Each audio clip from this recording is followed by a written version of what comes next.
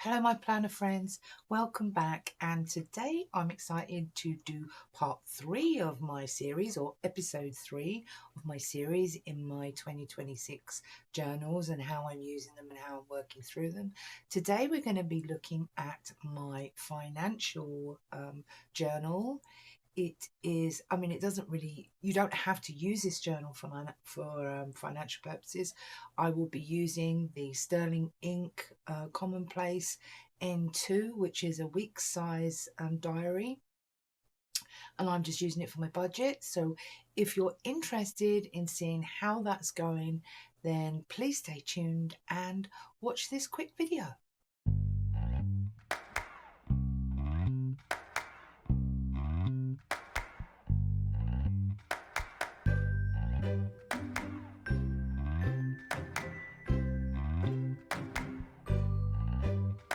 We are on to part 3 of the series in my 2026 journals and how I'm using them, the pros and cons. And this one is my Sterling Ink. So it's the Commonplace Planner. It is the N2 in Mulberry. And this is the delicious, this is the delicious Moterm cover for it. It is in natural, the colour is plum, and it is in the natural veg tan leather. Excuse my disgusting nails, but I spilt my ink over it and I couldn't get them off of these ones, so it is what it is. Anyway, so let's have a look.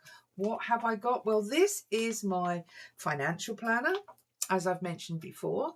It does lay flat, as because I've got that super tight. There we go. I'm pulling it tight. So what have I got in the cover? Well, I have these cards, so I'm using this to just denote which accounts the money's coming out of. I have this as well, which I have actually stopped using this because I wasn't finding it useful. I was just writing it down. So we'll see. I might need it again later, but that was I just put it on a card, and I've done the same for this. Like, I put this on a card that I was given, like I had a pin in it. I just stuck a note on there, so it's got a little bit more. But we'll see if I need it. I've also got these in here. So I got these as a freebie with my order from Journal Pages. They are lovely. They are tabs and page tabs, which you'll see. So you've got like a little bit of a bit of sticky note, but they're transparent. I just love them. They're so pretty. Look.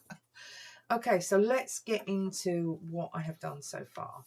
So this is just a sticky note, believe it or not, a full sticky note. Love it. And it is a famous illustrator. I can't remember who it is. So 2026, and I wasn't using the next one. Oops, the next. So I stuck them together, I believe. I stuck the pages together. Yeah, I stuck the pages together. And here we have my money intentions. So I've just written about, let's just get rid of that for now. I've just written about, that's bugging me. I'm going to just take that out of the way for now. There we go. I have just written about really sort of the energy I want around money. My money word is intentional, and also peace, abundance, those sorts of things. But my money word for 2026 is intentional. So my money dreams are put it into practice, and I've got some goals here. I stuck this down with a reusable sticky or replaceable sticky tape, so you can take it up and I can change them as I go through if I choose to. This is my no spend tracker. I started using it, but I just haven't used it because I haven't been that great with no spends. Okay, so it started in December. So this is just like the money that's coming out of my account. I've got a little bit down here that is monthly highlights, and here, like I said, these are removable. You can move them over. And then we have the January. So this is a little bit more. I started to put in more details. I found things like iTunes and Prime, things like that I've put in here too. And then the monthly highlight for the end of the month, we have a planned budget meeting. So quite excited about that. So that is the monthly view. Let's get to the weeklies, which are here.